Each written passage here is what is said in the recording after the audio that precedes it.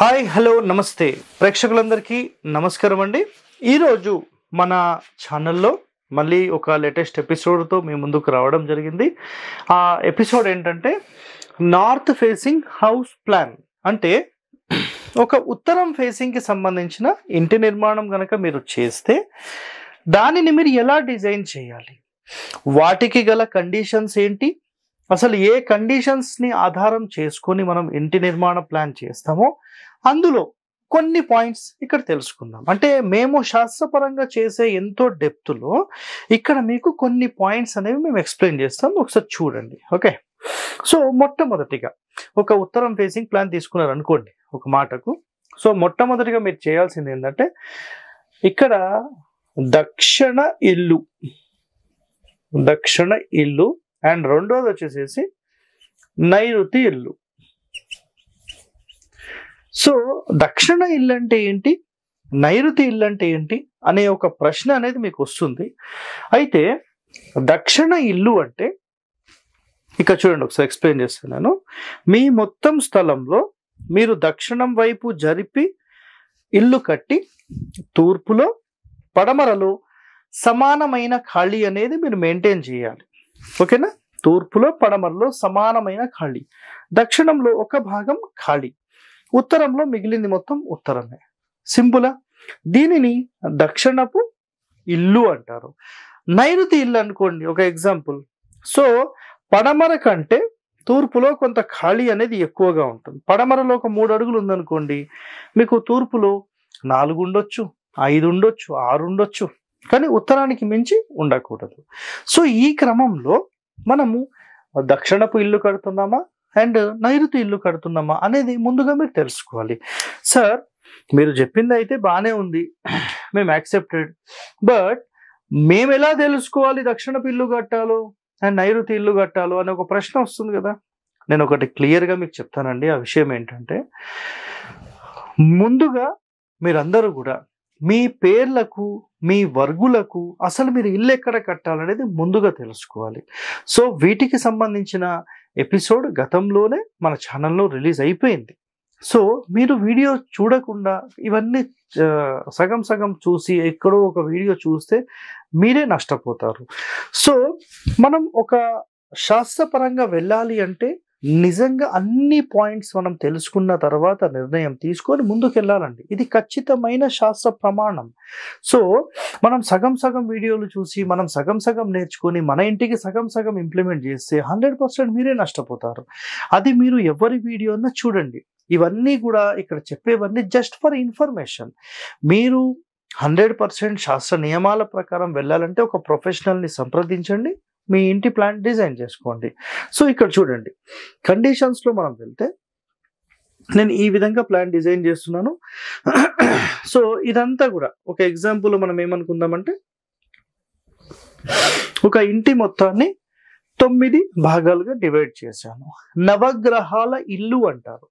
So మీరు ప్రపంచంలో ఏ టెంపుల్కి పోయినా ఏ మండపంలో కూర్చున్నా ఇక్కడ చూడండి ఈ విధంగానే ఉంటుందండి. ఇవన్నీ పిల్లర్ పాయింట్స్, ఎగ్జాంపుల్ చెప్తున్నాను. ఈ విధంగా మీకు ఏమవుతాయంటే 16 పిల్లర్లు అనేవి డిజైన్ చేస్తారు. సో 16 పిల్లర్లు ఎప్పుడైతే వేస్తారో ఆటోమేటిక్గా ఇందులో 9 గళ్ళు ఏర్పడతాయి. సో ఇవి నవగ్రహాల స్థాపనకు సంబంధించి కూడా ఇది చాలా చాలా ఉపయోగపడుతుంది. ఎంత కొలత అంటే అంత కొలత తీసుకురండి. ఇవన్నీ చాలా ప్రామాణికంగా వెళ్ళి ఇవన్నీ కొలతలేసి ప్రమాణాలు అనేవి చాలా ఉంటాయి. మాన్ అంటారు, మానం. సో అలాంటి మానం ప్రకారం వీటికి సంబంధించిన కొలతలు వేస్తారు. ఇది ఆటోమేటిక్గా ఫ్రంట్ వరండా అండ్ ఇది బ్యాక్ వరండా. మీకు అవసరమైతే పడమర వరండా అండ్ తూర్పు వరండా కూడా తీసుకోవచ్చు. ఇప్పుడు మొట్టమొదటి కండిషన్ 100% గేట్ ఎక్కడ తీసుకోవాలి అంటే ఖచ్చితంగా సెంటర్లోనే తీసుకోవాలి, వేరే క్వశ్చన్సే లేవు మనకు. నెక్స్ట్ మెయిన్ డోర్ డిజైనింగ్లో ఫస్ట్ కండిషన్ మెయిన్ డోర్ సెంటరే తీసుకోవాలి అండ్ దక్షిణంలో కూడా సెంటరే తీసుకోవాలి, పడమర సెంటరే తీసుకోవాలి అండ్ తూర్పులో కూడా సెంటరే తీసుకోవాలి. మొదటి కండిషన్ అయిపోయింది. సరే ఇప్పుడు వీటికి సంబంధించిన ప్రమాణం అయితే బాగానే చెప్తున్నారు. మరి మాది చిన్న ఇల్లు, మేము ఎలా చేయాలి? ఇక్కడ పక్కన మీ అందరి కోసం పెట్టారండి రాసి, వెయిట్ చేయండి.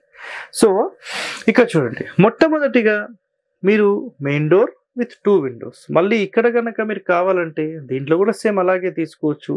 ఈ విండోస్ అనేవి అన్ని రూమ్స్‌కి సెంటర్‌లోనే వస్తున్నాయి. సో ఇక్కడ అబ్జర్వ్ చేయొచ్చు మీరు. ఈ విధంగా సెంటర్‌లో తీసుకుంటాము. సో మొట్టమొదటిగా మనకి ఎన్ని బెడ్‌రూమ్స్ కావాలి? ఫస్ట్ కండిషన్, ఒకవేళ ఒక 2 బెడ్‌రూమ్స్ సరిపోతాయి అనుకోండి. వాయువ్యంలో ఒక బెడ్‌రూమ్, మాస్టర్ బెడ్‌రూమ్ ఒకటి. చాలా సింపుల్‌గా అయిపోయింది ఇక్కడ. నెక్స్ట్ పడమరలో కావాలంటే ఇంకో అడిషనల్ బెడ్‌రూమ్ కూడా తీసుకోవచ్చు. దానివల్ల ఇష్యూస్ ఏం లేవు. అయితే మీరు బయట టాయిలెట్స్ పెడతారా? ఇట్లా బయట పెడతారా? లేదు లోపల అనుకోండి. ఈ మధ్య డోర్‌కి వదిలేసేసి ఇక్కడ ఒక టాయిలెట్ అండ్ ఇక్కడ ఒక టాయిలెట్. అవసరమైతే ఇక్కడ వరకు తీసుకొని ఇది డ్రెస్సింగ్ కూడా చేసుకోవచ్చు. ఇది డి అండ్ ఇది టీ. ఓకేనా? ఇక్కడ ఒక టాయిలెట్, ఇక్కడ ఒక టాయిలెట్. సో వీటికి సంబంధించి సెంట్రల్ లైన్ క్లియరెన్స్ అయిపోయింది. దాని తర్వాత పడమర మధ్యస్థానాల్లో 2 టాయిలెట్స్ అయిపోయినాయి. నైరుతిలో ఒక బెడ్రూమ్ అయిపోయింది. వాయువ్యంలో ఒక బెడ్రూమ్ అయిపోయింది. మీరు ఇక్కడ అవసరమైతే ఈశాన్యంలో పూజా గది తీసుకోవచ్చు. అండ్ ఫ్రంట్ సిట్అవుట్ అయిపోయింది. చూస్తున్నారు కదా, ఇక సిట్అవుట్ అయిపోయింది. ఈ తూర్పు నుంచి ఇదంతా కూడా పెద్ద హాల్ తీసుకోవచ్చు 100%. అండ్ ఇది వచ్చేసి కిచెన్ అయింది. ఇది వచ్చేసి డైనింగ్ అయింది. చూసారు కదండి, చాలా క్లియర్గా, చాలా సింపుల్గా మన ఇంటి ప్లాన్ డిజైన్ చేసేసాం. సో ఇంకా గుర్తుపెట్టుకోండి, మనం ఖచ్చితంగా మెయిన్ డోర్ ఆపోజిట్లోనే మనం గేట్ అనేది మెయింటైన్ చేయాలి. బయటికి వెళ్ళేటప్పుడు ఎడమ వైపు 1 ఇంచ్ అయినా జరిపి పెట్టాల్సిందే. అండ్ సెప్టిక్ ట్యాంక్ అనేది ఈ ప్రకారం ఇక్కడనేమో వాటర్ ట్యాంక్. సో ఇక్కడ ఒక సెప్టిక్ ట్యాంక్, వాటర్ ట్యాంక్, ఈ 2 ప్లేస్మెంట్స్ కావాలంటే కూడా మీరు చేంజ్ చేసుకోవచ్చు అండి. దానివల్ల ఇబ్బంది ఏం లేదు. అయితే ఇందులో మీరు అబ్జర్వ్ చేస్తే మూల నుంచి 2 భాగాలు వదిలేసేసి పెడుతున్నాం. అలాగే మీరు తూర్పులో కూడా ఇవి పెట్టేసుకోవచ్చు, నో ఇష్యూ అండి. అండ్ పొయ్యి ముందే ఎప్పుడు కూడా ఈ సెప్టిక్ ట్యాంక్ పెట్టొద్దు అనేది చాలా మంది చెప్తూ ఉంటారు. సో ఆ క్రమంలో మనం 100% ఈ వాయువ్యంలో పెట్టేసుకోవచ్చు. ఇంకా ఈ దరిద్రాన్ని మనం బయట పడేద్దామంటే టోటల్ మన స్థలానికి అవుట్ సైడ్ ఉత్తరంలో ఆ రోడ్డుకి మన ఇంటికి మధ్యలో ఏమైనా ఖాళీ ఉందనుకోండి, ఒక 4-5 అడుగులు, మీరు 100% అక్కడ ప్లేస్మెంట్ చేసేసుకుంటే అన్నిటికంటే సూపర్. ఓకే, సో ఈ విధంగా ఒక సింపుల్ 30x30, 36x36 ఈ విధంగా మనం 100% డిజైనింగ్ అనేది చేసుకోవచ్చు. దీంట్లో ఎలాంటి ఇబ్బందులు లేవు. రైట్, ఇప్పుడు సార్ మాది చిన్న స్థలం, మరి మేమేం చేయాలన్నప్పుడు మీ అందరి కోసం చూడండి, సేమ్ ప్లాన్ ఇక్కడ గీస్తానండి. చేంజెస్ ఏమీ ఉండవు. సో ఇక్కడ చేంజ్ ఏముంటుందంటే, ఇక్కడ 3 బాక్సెస్ లాగా తీసుకుందాం. అంటే 9 గళ్ళు వచ్చాయి కదా, ఇందులో కేవలం 6 మాత్రమే వస్తాయండి. ఇక్కడ అబ్జర్వ్ చేయండి. సో ఇది మధ్య సూత్రం అయితే మధ్య సూత్రంలో గోడ కట్టుద్దు కాబట్టి కొంచెం పక్కకు తీసుకుంటున్నాం. 1 అడుగు, అడుగున్నర, 2 అడుగులు పక్కకు తీసుకుంటాం. సో మళ్ళీ సేమ్, మళ్ళీ ఇది సేమ్, మళ్ళీ 6 గళ్ళు తీసుకుంటున్నాం. తీసుకున్న తర్వాత ఇది ఆటోమేటిక్గా మాస్టర్ బెడ్రూమ్ అయిపోయింది. ఇది ఆటోమేటిక్గా కిచెన్ అయిపోయింది. సో అప్పుడు ఈ రూమ్ కి సంబంధించిన సెంటర్ డోర్ ఇక్కడ తీసుకొని, కిచెన్ కి ఇక్కడ డోర్, ఇక్కడ ఆర్చ్ తీసుకుంటే ఇది సిట్అవుట్, ఇది హాలు, ఇది ఒక బెడ్రూమ్, అండ్ ఇక్కడ ఒక టాయిలెట్, ఇక్కడ ఒక టాయిలెట్, ఈ బ్రహ్మస్థానం మళ్ళీ క్లియర్ చేసుకోవాలి. సో ఈ విధంగా 1 బెడ్రూమ్, 2 బెడ్రూమ్స్, చిన్న సిట్అవుట్, ఇది హాల్, ఇది మన కిచెన్, అండ్ మెయిన్ డోర్ నుంచి ఎండ్ వరకు క్లియర్ ఓపెనింగ్. సో ఈ విధంగా తీసుకోవచ్చు. లేదు సార్ మాకు ఇట్లా కాకుండా ఇంకో రకంగా అంటే, కరెక్ట్ సెంటర్ డోర్ అంటే సెంటర్ లైన్ ఎక్కడ వస్తుందో అక్కడనే డోర్ పెట్టేసేసి ఇక్కడ పెట్టుకోవచ్చు. బట్ ఇందులో కొన్ని కండిషన్స్ ఏమవుతాయంటే, అంటే ప్రమాణం ప్రకారము కొంతమంది ఎక్స్పర్ట్స్ చెప్పిన విషయాలు, గురువుల నుంచి నేర్చుకున్న కొన్ని కండిషన్స్ ఏముంటాయంటే, ఖచ్చితంగా ద్వారం అనేది పూర్తి మూలకు పెట్టద్దు.